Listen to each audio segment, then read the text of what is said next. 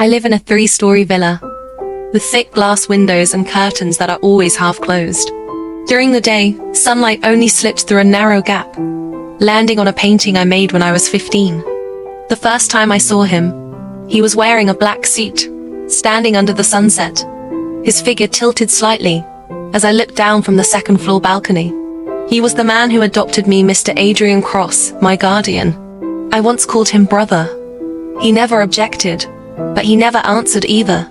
When I was 10, I stood lost at a train station with nothing but a cold lunchbox and a jacket with frayed shoulders. My mother had died in an accident. My father had abandoned me before I even learned to read. Just when I thought I would be sent to an orphanage, a young man crouched down in front of me and asked, "Do you want to come home with me?" In his eyes, I saw something distant, as if he too had once been a child left behind. From that day on, I lived with him. The villa was grand, like a castle, but it never felt like home. Adrian rarely spoke, almost never smiled. By day, he was buried in meetings and phone calls I was never allowed to overhear. By night, he often didn't come home at all. Once I asked where he went. He answered only once, handling some matters. After that, he forbade me from asking again. I guessed he wasn't ordinary. One night, he returned late with blood still on his hand, and his black shirt ripped at the sleeve. I secretly ran to get a bandage, but he only gave me a cold glance and said, "It's nothing. Don't come closer." His voice was always like that, low, calm, and cold, so unreadable that no one could tell whether it carried care or indifference. But even if he never said it, I knew he never truly abandoned me. When I said I wanted to learn painting, the very next day a studio was set up on the second floor, filled with expensive supplies. When I got sick, his men summoned a doctor in the middle of the night. When classmates bullied me, a week later that boy mysteriously transferred schools. No one knew why. Adrian was always the kind of man who stayed in the shadows, solving everything silently, never letting anyone see how he moved. And I grew more and more unable to leave him. At first, I thought it was only dependence until that day. I had just stepped out of the school gate when an older student smiled and asked for my number. Before I could even react, a familiar Maybach stopped right in front of me. The window rolled down. Adrian's voice was clear and commanding. "Get in." I slipped into the passenger seat, not daring to look back. Inside, there was only the sound of the air conditioner and the wind outside the glass. I turned to the window. "It was just someone asking for my number," I muttered. He said nothing. When I looked at him, his face was cold as always, eyes unreadable, but his finger tapped lightly against the steering wheel, one beat at a time, a habit he had whenever he wasn't pleased. Finally, I spoke. "Are you jealous, Mr. Adrian?" The car screeched to a halt in the middle of the intersection. I nearly slammed into the dashboard. He stared at me intensely, and the first words out of his mouth were, "Don't ever say things like that again." I gave a small laugh, even I thought it sounded strange. I was only joking. "Don't make me angry." His voice was low, cutting me off. I turned away, watching the city lights blur across the glass, while a nameless sadness rose in my chest. He never gave me hope, yet never allowed me to escape either.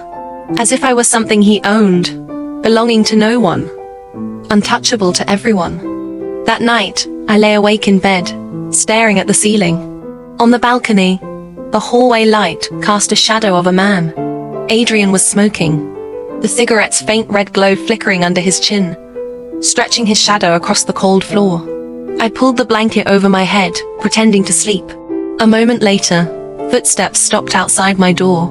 Then came his deep, quiet voice, uncertain whether he spoke to me or only to himself. "Ethan, you're still too young." I once thought I could leave his world, at least when I entered college, where everyone lived ordinary lives, ordinary love, ordinary arguments, ordinary reconciliations. I liked blending into that crowd, at least when I wore my old hoodie, plugged in my earphones, drank milk tea, and quietly sat in a corner of the cafeteria.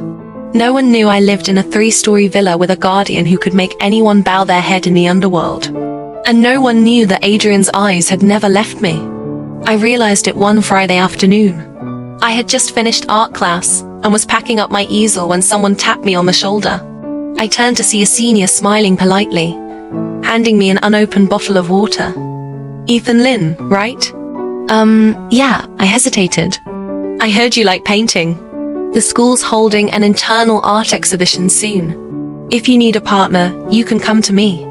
By the way, do you use WeChat? I didn't have time to reply.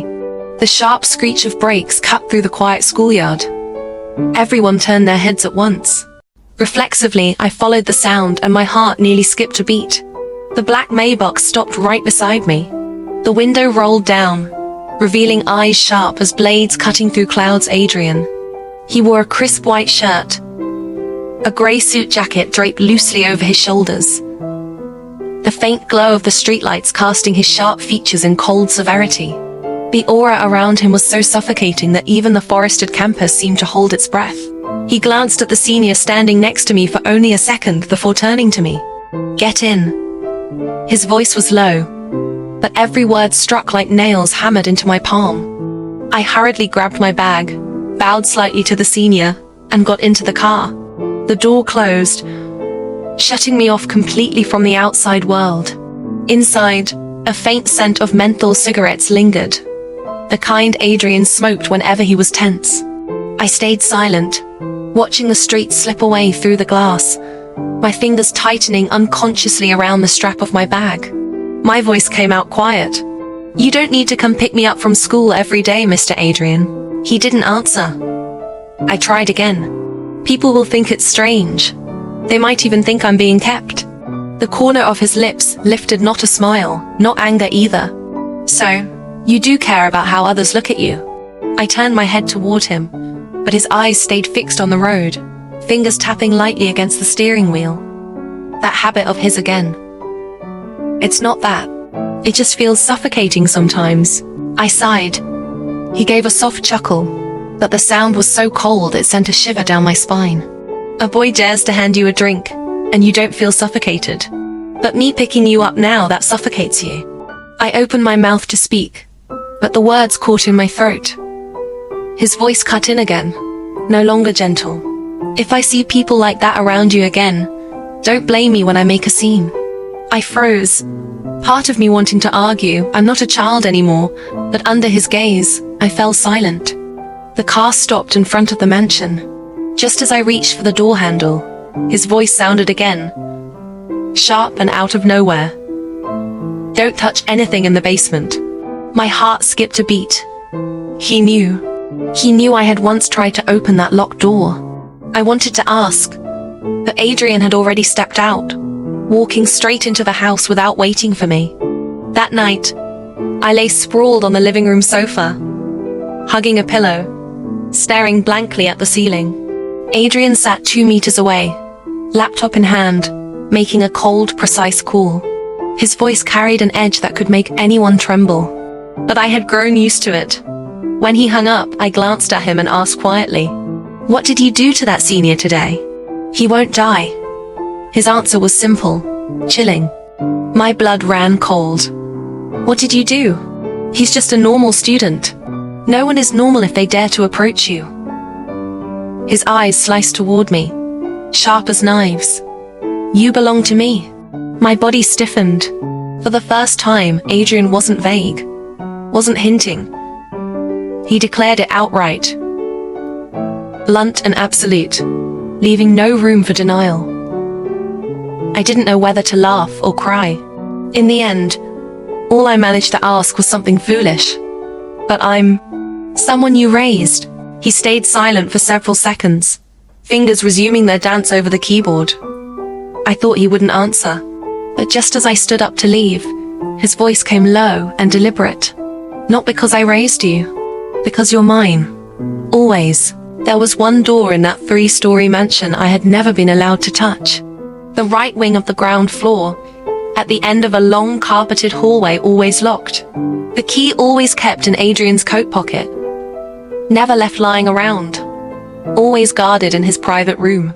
I had once asked, curious, but Adrian had cut me off with the same answer every time. "It has nothing to do with you." And every time, I backed down. Until that noon. He left early for an urgent meeting. The bodyguard who drove him seemed to forget to lock the basement door. From the second-floor balcony, I watched his car disappear past the security gate. A strange feeling welled up inside me, not just curiosity, not rebellion, but something deeper, like a truth I needed to uncover. I went downstairs, my hand resting on the cold metal doorknob. It turned easily, not locked. The hinges creaked open, releasing a gust of stale, chilling air. Beyond the door was a staircase leading down into darkness. A few dim yellow bulbs flickered above, casting uneven shadows on the walls. Step by step, I descended, heart pounding like war drums. The basement wasn't a wine cellar. It wasn't storage. It was a museum. A museum where the only subject was me. Dozens of framed photos lined the walls, organized by year from when I was 10 until now. Pictures of me eating noodles, falling asleep on a desk, grinning with a balloon at my 13th birthday. That moment I remembered so clearly alone, with nothing but a small cake. I reached out with trembling hands, lifting a small wooden frame. Beneath the photo was a note. 13th birthday. Laughed for 17 seconds. My eyes shifted to a clothing rack nearby. Hung neatly were old coats, hats, scarves, things I had worn, lost or thrown away. Every item washed, pressed and labeled. Blue sweater winter, age 15. Red scarf, rained on when I picked you up 20 minutes late. Torn shoe you said you could still wear. My eyes burned. I turned to leave, but my foot struck a wooden box. It tumbled open. Inside were dozens of letters, all unsent, written in his hand. Today you hurt your hand. Doctor said it's nothing serious, but I still want to crush the bastard who touched you. I began to dream of you. In those dreams, you smiled and called me husband. It terrified me to the point of madness. You grew up too quickly, and I no longer dared to hold you the way I once did. But whenever I saw you in a short-sleeved shirt, I wanted to hide you away from the entire world. I collapsed forward, fingers tightening around the last letter. On the margin, a single line was written in red ink. I've endured for 10 years already, Ethan. How much longer do you expect me to endure? I couldn't remember how I returned to my room. Perhaps the basement door remained open. Perhaps it had closed on its own. My body trembled, not from cold, but from emotions I couldn't even name. Should I be afraid? Or moved? Adrian hadn't fallen for me just recently. It had been a long time. Every glance, every gesture, every casual word he spoke had been laced with restraint so sharp it ached. I had simply been too stupid, or I had tricked myself into believing it was only the instinct of a devoted guardian. That evening when he returned, I was still sitting on the bed, eyes unfocused. He pushed the door open, removed his watch and loosened his tie. He didn't look at me, didn't speak, but his footsteps faltered slightly when he noticed I was still in my school uniform. My voice was hoarse. That room. It's because of me, isn't it? He froze, a flash of guarded light in his eyes. You went inside. I nodded slowly, choked. He let out a long breath as though something precious had just slipped through his fingers. I'm sorry. I should never have let you see it. My chest tightened. When did you start loving me? Silence stretched out. Then he sat at the edge of the bed, gaze fixed on the window rather than on me. That time you sat alone with a small birthday cake, sang to yourself, then turned to ask if I would eat with you. That was when. Back then, I wanted to answer. I want to eat with you for a lifetime. He rose and left the room. The moment the door shut, I broke into tears. I didn't know whether I was crying for him or for myself, who had stood in front of love all along yet never noticed. I thought endlessly about what I had seen in the basement. The carefully preserved photographs, the tiny notes only he would write, the dozens of unsent letters and his words. I've endured for 10 years already. It felt like I had torn open a door, only to find myself unable to move forward or back. So I began avoiding him. Breakfast became rushed excuses to leave for school early. At night, I pretended to be tired, locked my door, even started looking for an apartment near campus, under the pretense of wanting independence. I knew it was cowardly, but I didn't know how else to face him. One night, as I was closing my laptop, I heard his footsteps behind me. Slow, steady, but each one struck my chest like a blow. My heart raced, but I didn't turn. Instead, I said quietly, "Mr. Adrian, would you let me move out?" Silence. A silence that wasn't calm, but brittle, as though the air itself was about to shatter. Then his voice, low and rough. "Because you saw that room?" I didn't answer.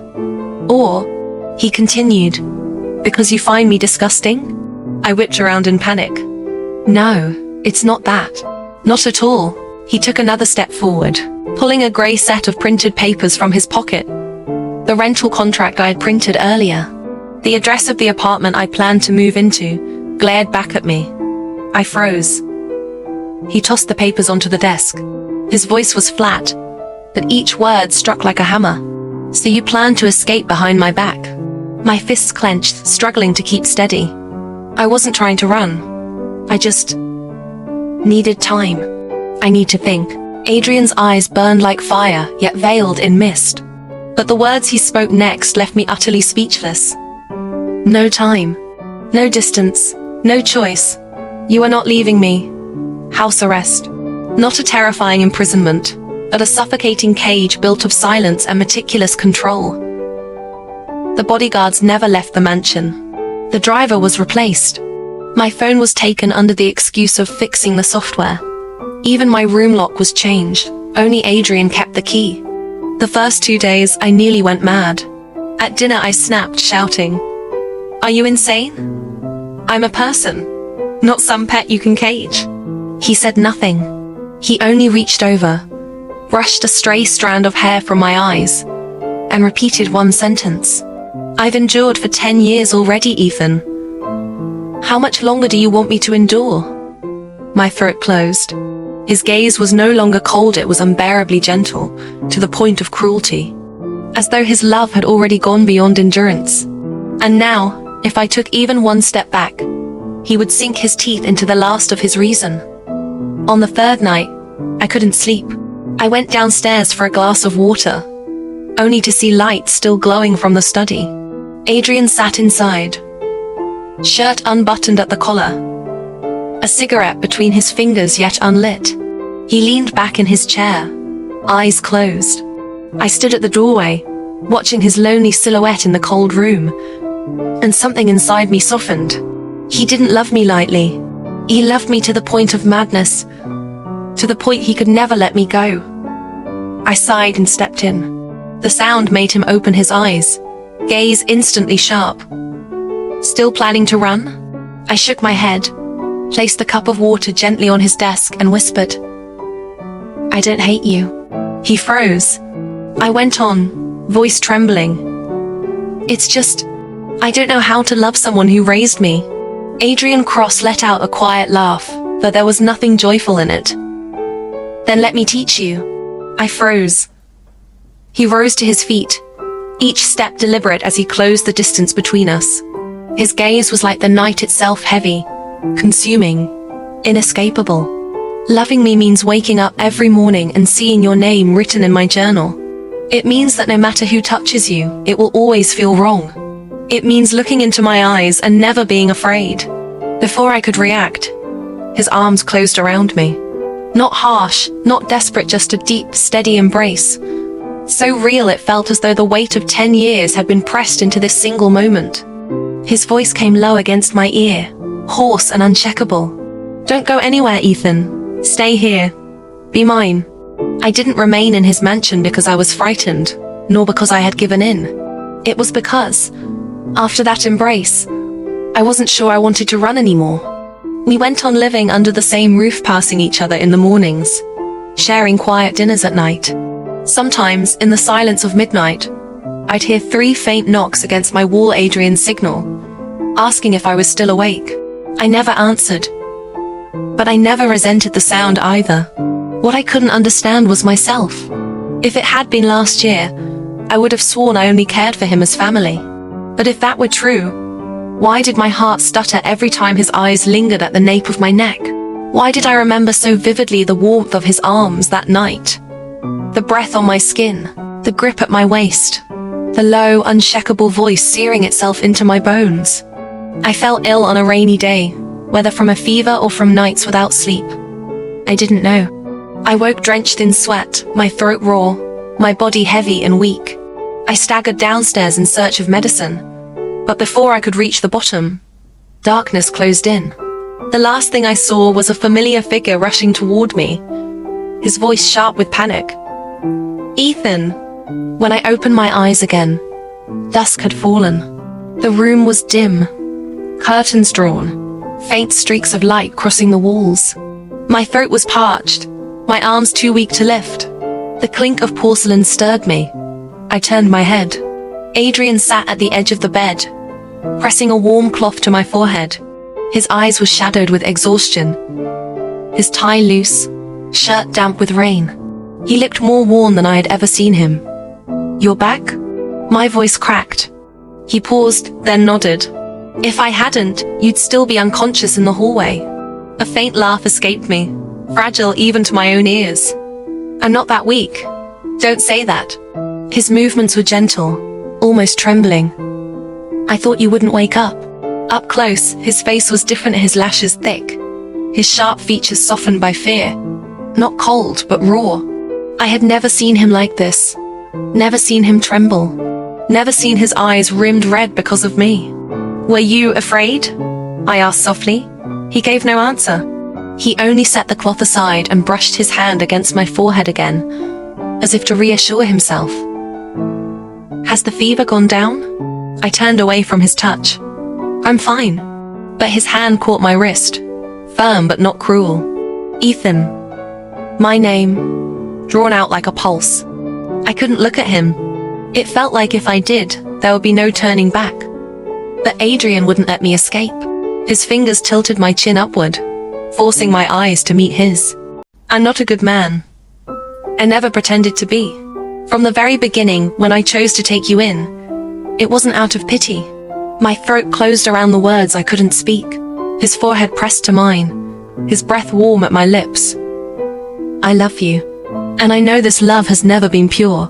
Tears blurred my vision, not from fear, but because his confession was too real, too sharp to deny. "Don't you think it's wrong?" I whispered. Adrian's smile was faint, but it pierced me all the same. "Ethan, do you know how many nights I sat outside your door just to make sure you slept safely? Do you know I almost killed a man once, simply because he touched your wrist? Do you know how many letters I wrote and erased, each time stopping myself from writing I love you, because I feared you'd despise me?"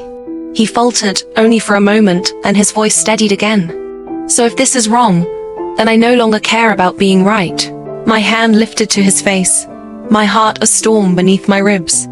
I didn't know if this love was right, or normal, or acceptable. But I knew no one had ever done for me what he had. No one had kept every scrap of memory, every scar, every piece of me as though it were priceless. No one had feared losing me so much it tore them apart. For the first time, I reached for his hand, holding it tight. "I need more time. But I won't leave you." Adrian studied me for a long moment, then bent his head, pressing a slow, gentle kiss to my forehead, as if soothing every restless corner of my soul. When I woke again, the sky was dark, curtains still drawn, the air still faint with the scent of medicine. On the bedside table sat a fresh cup of steaming water and a small handwritten note. I stepped out to meet someone. "Wait for me." His handwriting was sharp, precise, like him. I stared at it for a long time, torn between laughter and a sigh. A year ago, if anyone had told me Adrian Cross would leave me handwritten notes, I would never have believed it. He had been the man who only gave orders, never explanations.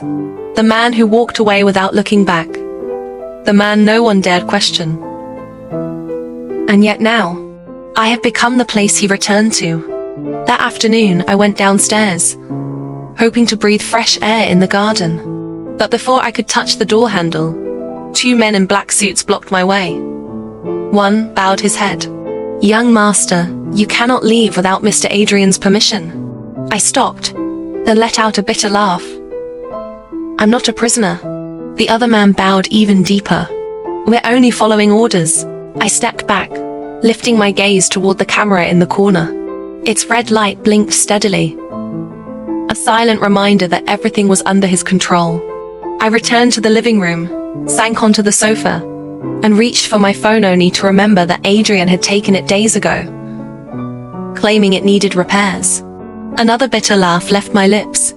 Adrian Cross was no longer just my guardian. He was my warden. That night, he returned, the same as always, cold, immaculate in a black suit, tied perfectly straight, not a speck of dust upon him. I didn't rise. I didn't call his name. I only sat there, eyes calm, colder than the man who had just walked through the door. He set his briefcase on the table, slipped off his watch, and sat across from me. For a long time, neither of us spoke. Finally, I broke the silence. "Do you ever think you're going too far?" His gaze held mine, calm and unreadable. "You've locked me in here, taken away my phone, forbidden me from leaving. Is that love or control?" The silence stretched, so thick it almost made me laugh. His lack of an answer felt like an admission. A faint smirk tugged at my lips, half mocking, half aching. "No," he said quietly at last. I stayed silent because I was afraid if I spoke, you'd hate me more. I froze. Adrian Cross rose, moving toward me slowly, as if afraid to startle me. He knelt in front of me, eyes level with mine, his hand not forcing but gently clasping my wrist. "I know I'm not normal, but I've only ever known one way to protect what matters, and you are the most important thing in my life." His voice wasn't loud, yet it reverberated in my chest, each word thudding against my heartbeat. I looked into his eyes.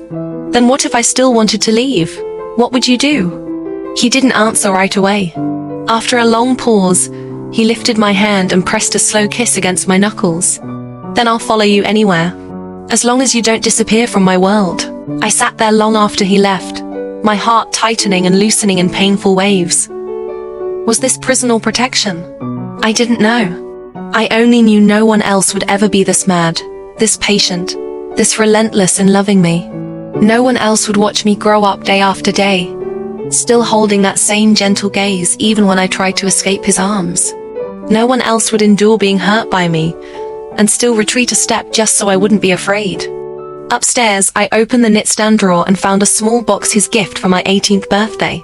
Back then, I had grinned stupidly, thinking it was a luxury watch. Now I realized it wasn't a watch at all, but a bracelet, engraved with words so fine they were almost invisible.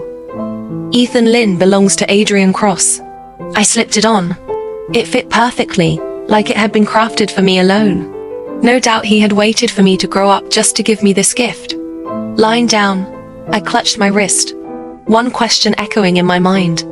Is this love right or wrong? No one could give me the answer, but I thought maybe right or wrong no longer mattered.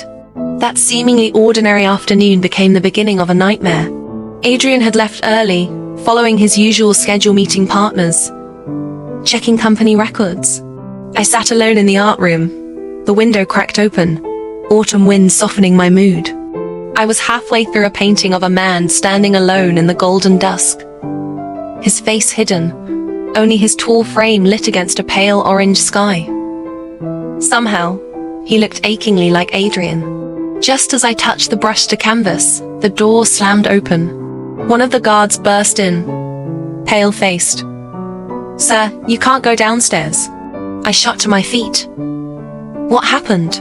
Someone forced their way into the villa. "The men at the gate have been taken down." The words struck like ice water poured down my spine. Before I could think, I was shoved against the bookshelf, hidden in the corner. The guard drew his gun, standing shield between me and the door. "Mr. Cross is on his way back. Don't leave this room. No matter what you hear, do not open the door." I nodded, gripping my shirt until my knuckles whitened. Moments later, gunfire cracked from downstairs. Shouts, footsteps, the acrid sting of gunpowder seeped through the cracks, making me nauseous. I had never fully understood Adrian's world, only that he was untouchable, powerful enough to control everything, except his emotions when it came to me. And now I realized, even a man like him had enemies. Enemies who saw me as his one weakness. The shots faded. Footsteps echoed, steady and deliberate. Then the door flew open with a violent kick. A man strode in, mid-30s, hair disheveled, pistol in hand, eyes glinting with fear or hunger. "Ethan Lin, right?" I said nothing. "You're even better looking than I expected." He laughed, sidestepping the guard's charge, boots slamming into his chest and sending him sprawling. The man leveled his gun at my head. "Call Adrian Cross. Tell him if he wants his precious boy alive, he comes alone." My stomach turned cold. So he knew exactly who I was, and that I was the only weakness Adrian Cross had. Half an hour later, I was dragged to an abandoned warehouse, just like the ones in crime films. Cracked cement, moldy ceilings, chains swaying from rusted beams. I was tied to a chair, tape across my mouth, surrounded by armed men. They spoke in slang I didn't fully grasp, but one name rang clear: Marcus Hanley. Marcus Hanley, the traitor who had betrayed Adrian Cross 4 years ago. I thought he'd been wiped out, but now I knew. His shadow still remained. I began to tremble, not from fear of dying, but from fear that he would come. And he did. Rain started to fall when the clock struck 8. The rusted iron door of the warehouse creaked open, flashlight beams cutting across my face. Adrian Cross stepped inside, his white shirt clinging to him, his expression cold as ice. He carried no weapon. The only one behind him was an elderly driver. The men burst into laughter. Well, the great Adrian Cross really does value his little treasure. He didn't look at them. He only looked at me. That look lasted 3 seconds, but it shattered me completely. "Let him go," Adrian said, his voice low. "So easy. Where's the fun in that?" The leader pressed his gun against my forehead. "I want to see you kneel in front of that boy you'd die for." The air thickened, colder than the storm outside. I shook my head desperately, eyes pleading, but Adrian actually knelt down. One knee against the wet cement, one hand bracing the ground. He didn't speak, didn't beg, just did as they demanded. The men cackled like hyenas. And then the gunshot. Not theirs. His. While kneeling, Adrian had triggered the small blade hidden in his pant leg. With one swift motion, he drew the driver's pistol from behind, aimed squarely at the leader, and fired. Blood sprayed across my face. The man dropped instantly.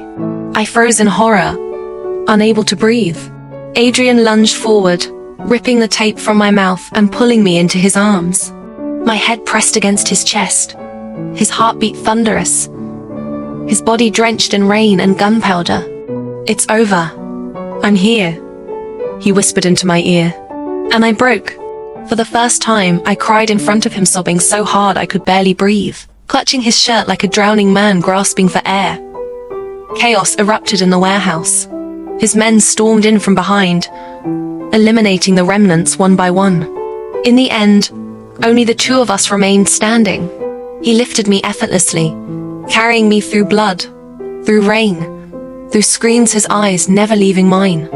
On the car ride back, my voice shook. "Weren't you afraid?" He looked at me, smiled faintly.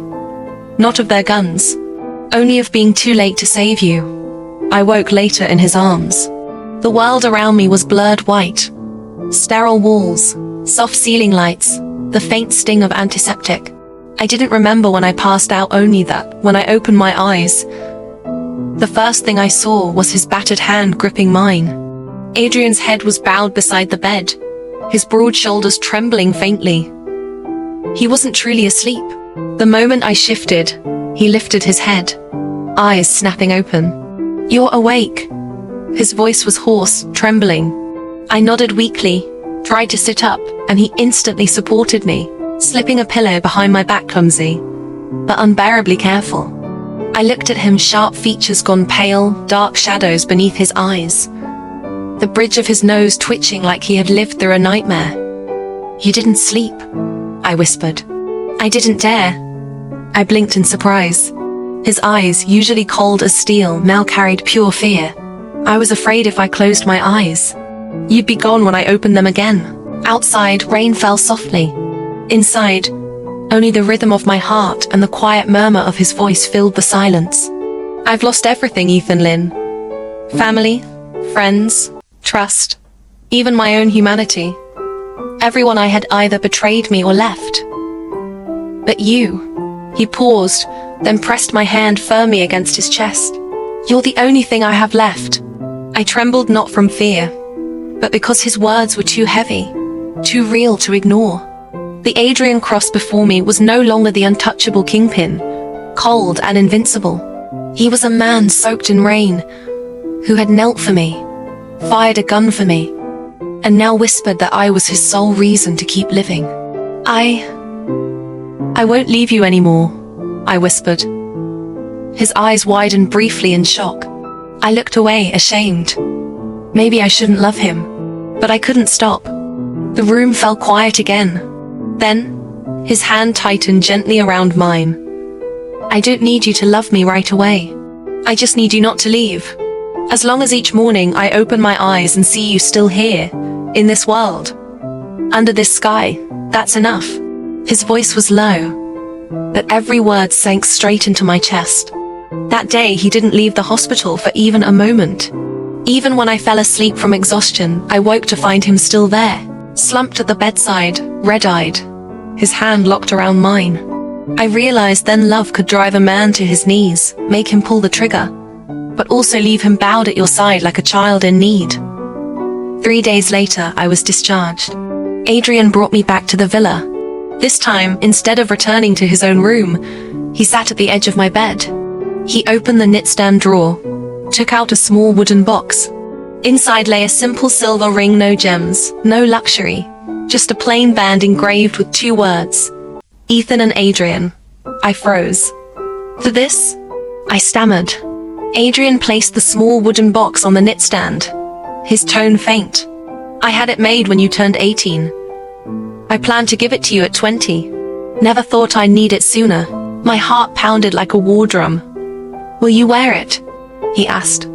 I didn't reply, only raised my hand. The ring slid onto my ring finger, fitting as if it had always belonged there. Adrian clasped my hand and pressed a light kiss on the finger adorned with silver.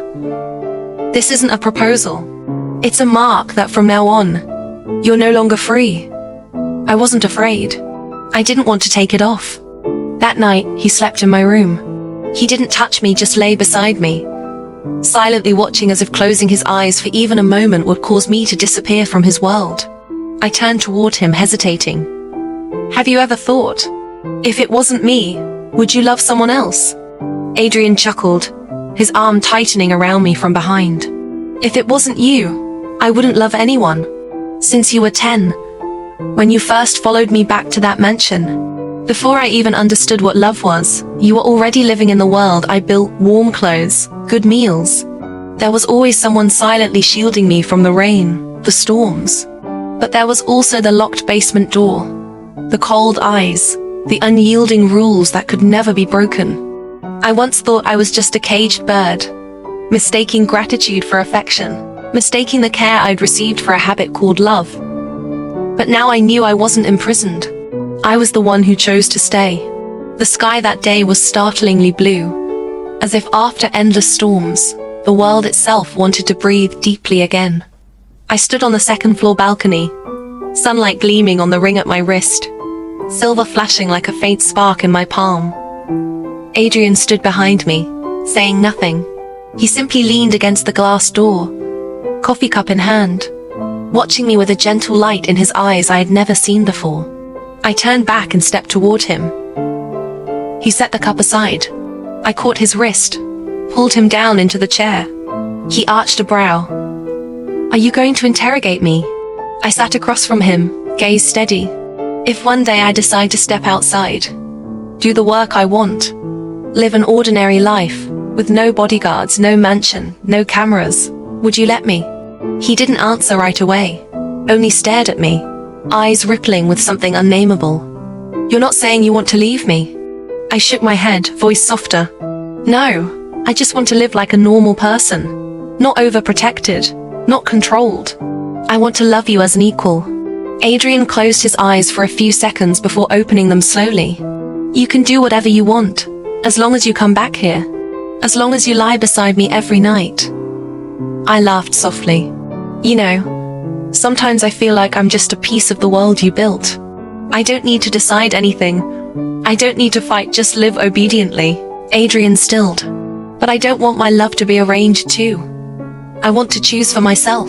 I leaned closer, resting my hands on his shoulders, bending down to press a kiss on his forehead. And I choose you. His entire body froze for a moment, not from surprise, but because he had waited far too long for those words.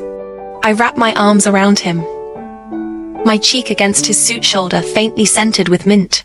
I don't know what my future will look like. Maybe my art won't be recognized. Maybe I'll only open a tiny gallery no one visits. But if you don't mind, I want a simple life. To live quietly, love one person, and be loved by that person. Adrian exhaled, arms encircling my waist, burying his face in my hair as if to hide all the emotions crashing within him. I don't need you to be famous. I only need you to live in a world where I still exist. That day, I truly began my life anew. I refused the private driver and took the subway to my evening art class. I carried my sketchbook, sat alone in a small cafe near school, shading lines, sketching forms. No one knew I lived in the mansion of one of the most powerful men in the city. No one noticed the man in the far corner, black coffee and newspaper in hand, eyes occasionally lifting toward me. That man was Adrian Cross. One day my teacher glanced at my sketches. You should try portraits. Someone close to you. Someone whose features you know by heart. I laughed softly. My pencil had already begun on its own. The sharp nose, deep eyes, thick brows, the way his head tilted when he watched me read. I drew him unconsciously. I didn't submit that portrait. That night, I rolled it up and placed it on his desk. The next morning, I found it framed and hung above his bed. Neither of us spoke of it, but I knew it was proof of my choice. That night, he held me from behind, his palm resting lightly on my stomach, a familiar habit. That portrait, it's beautiful. Does it look like you? I asked. Even more than a mirror. And if one day I paint you wrong? Adrian's low chuckle brushed against my ear. Then it means you don't love me anymore. I turned to look at him for a long while before quietly asking, if one day I truly change, what then? He tightened his embrace, eyes locked on mine. Then I'll love that version of you too.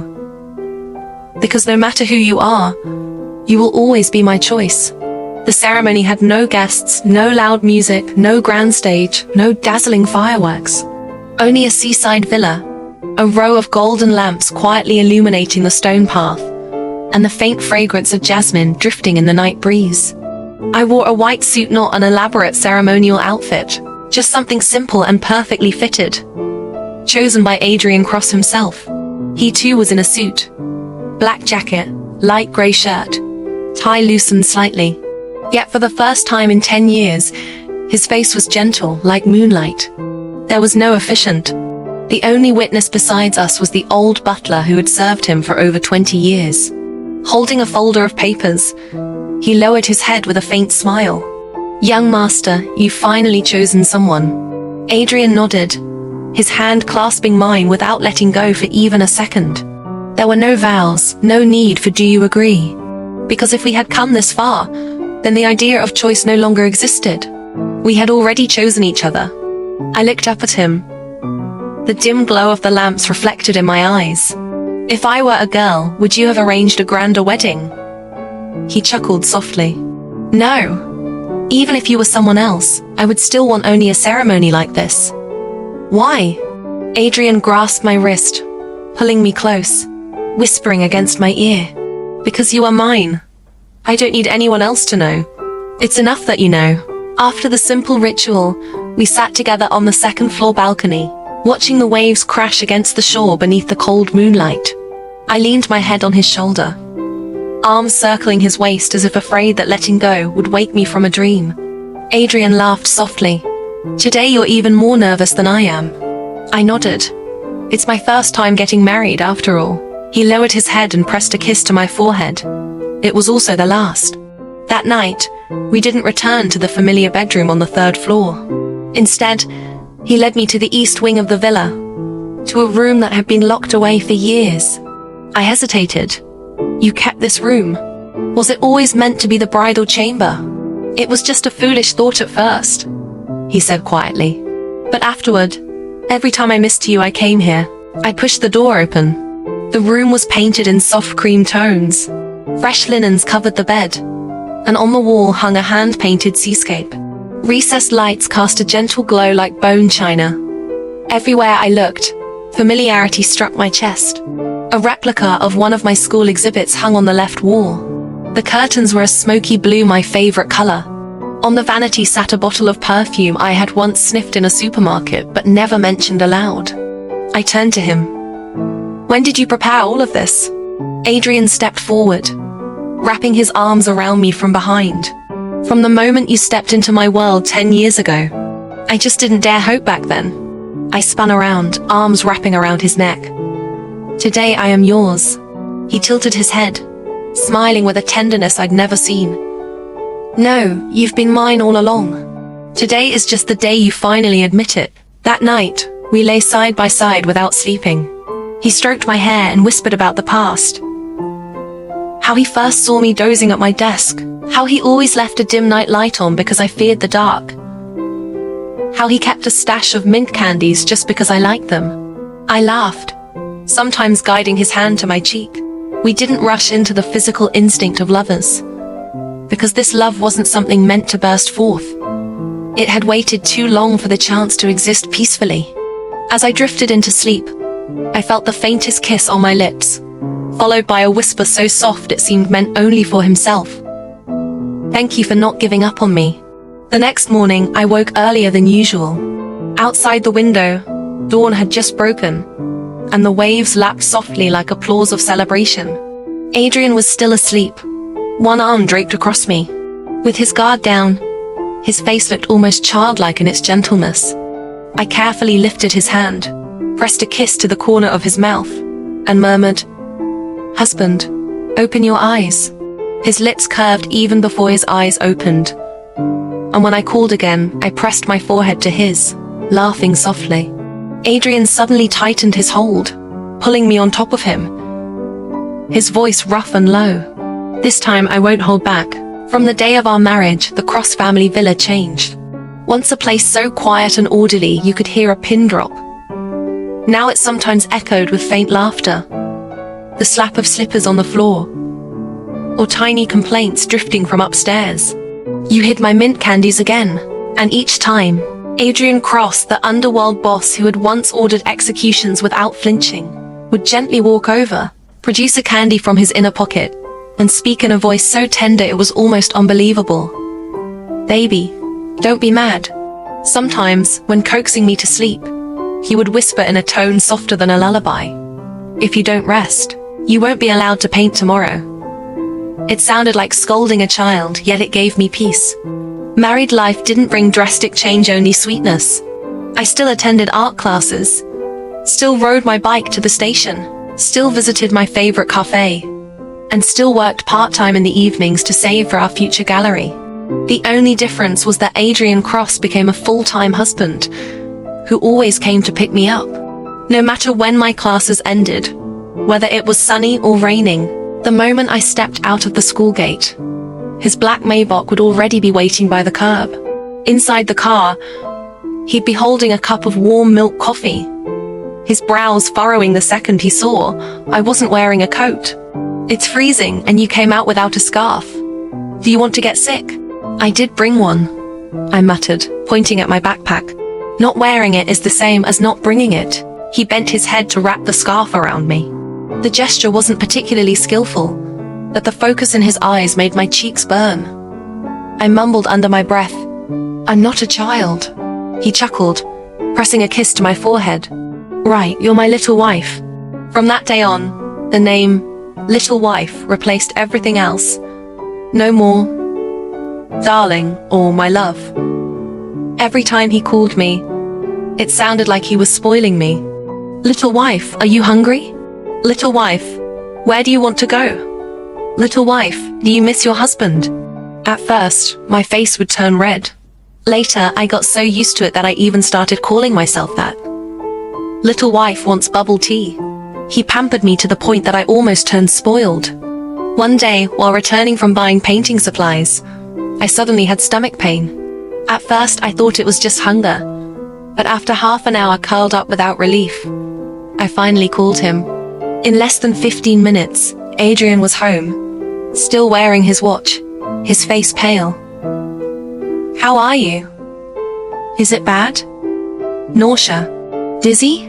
No. Just hurts a little, I stammered. He lifted me straight into his arms, ignoring my weak protests, muttering under his breath as he strode out. No, we're going to the hospital. It has to be checked. Nothing can be missed.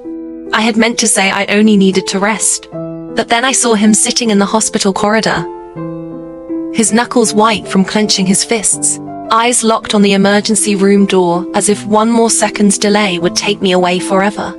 When the doctor finally said, "It's nothing serious, just mild indigestion," I thought Adrian would breathe a sigh of relief. Instead, he lowered his head with a faint laugh, but his eyes were red. That night I had a slight fever. He kept changing cold towels, feeding me medicine, cooking porridge, even telling me stories until his voice went hoarse. Not because I was so fragile that I needed that level of care, but because he was scared. He told me he hated the feeling of helplessness. The last time was the kidnapping. This time, just a stomachache. But no matter how small, if it was about me, it terrified him. I blinked. Why? Adrian lifted his head, his eyes so sincere they stole my breath. Because you're my baby, my only one, my everything. That night, he lay beside me, one hand clasping mine, the other gently rubbing my stomach as though trying to soothe away not just the pain, but also the unease in my heart. Half asleep, I murmured, "If I grow old, wrinkled, forgetful, will you still call me your baby?" Adrian laughed softly, kissing my forehead. "Even if you're 80, with white hair and missing teeth, if you're still you, then you'll always be my baby." The next morning, I woke to the sound of sweeping outside. The rhythmic brush of a broom against the courtyard tiles drifted up with the morning breeze, mingled with the scent of fresh grass and the glow of sunlight spilling past half-open curtains. I rubbed my eyes, pulled on a light coat, and stepped onto the second-floor balcony. Below, Adrian was wearing a white shirt, broom in hand, slowly clearing away the dew-soaked fallen leaves.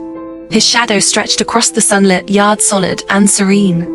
This was the same man who once terrified me, whose voice could cut like steel as he gave orders in the underworld. Yet now he quietly swept the courtyard at 6 in the morning, all because yesterday I'd casually said how lovely it would be to wake up to sunlight on a clean yard. That was our married life, not flashy, not dramatic. Just mornings with milk tea made exactly how I liked it, with his firm handwriting on the cup reminding me not to drink it too cold. Just texts in the middle of his meetings that simply said, "Thinking of you."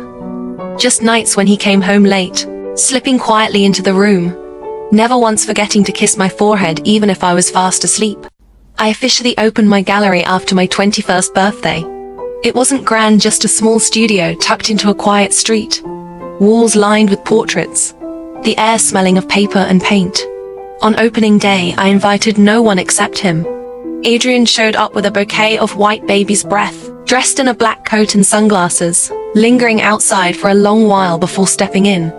I laughed. What? Pretending to be a customer? No.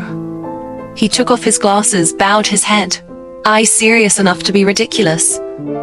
"I'm the first person to buy your work." The first painting I sold was a piece I'd made back in art class. A lone figure standing before the sea at sunset, his back turned. He asked, "Why didn't you paint his face?" I answered, "Because back then, I hadn't yet seen his true face." "And now?" I smiled, nodding softly. "Now I see it clearly. A man with a warm heart, who only knows how to hide it beneath layers of ice." That night, we came home late. I leaned against his shoulder in the car, clutching the bouquet of baby's breath, mumbling, I thought marriage would change a lot of things. Turns out the only difference is that now I can hug you whenever I want without needing a reason. Adrian glanced at me, his hand tightening slightly on the wheel. Since when did you ever need a reason to hug me? I laughed, shifting closer, resting my chin on his shoulder. No reason at all. Just because I love you. He smiled softly, his tone low and sincere. Thank you for still liking me. Yes, I replied. Recently, I had developed a little habit. Every morning before going to school, I would write a few lines in a small notebook left on the kitchen table. Not a diary, just short sentences. Today I saw you take me to the park, and you even bought me a 3-flavor ice cream. Today it rained, and I wore the grey coat you gave me. It's still warm. Today my painting didn't turn out well. But it's okay. Having you by my side is enough. And every night, I would see a few new lines on the next page, written in a familiar hand, firm but softened at the end. You dream of me too. You just need me to dress warmly, and you feel reassured. Paintings can be fixed, but I can't live without you. One day I asked him, if one day I no longer want to paint, no longer want to open the studio, no longer want to do anything, what will you do? Adrian Cross answered immediately, I will take you traveling. Day by day, eat, sleep, and hold each other. You don't need to do anything, just live. I choked up and asked further, and if one day I am no longer myself, will you still love me? He held me close, resting his chin on the top of my head. As long as you breathe, I will love you. That winter, we went together to my maternal hometown, a place very far away and very quiet. At night, lying in the small wooden house, I lit a scented candle, wrapped myself in a blanket, and sat by the window watching the falling snow. He made me a cup of hot cocoa, sat beside me, and gazed at me for a long time. I turned and asked, have you ever wondered, if back then you hadn't brought me here, what would your life have been like? Adrian Cross nodded softly. I thought about it. Perhaps by now I would be dead. I gasped. Don't say that. He laughed. I'm not saying it lightly. It's true. You're living well now. No. I only live truly when I have you. That night, I fell asleep in his arms, listening to his heartbeat steady beside my ear, feeling as if the whole world outside had gone silent. The only place that mattered was beside him, warm enough, safe enough, enough to live a full life.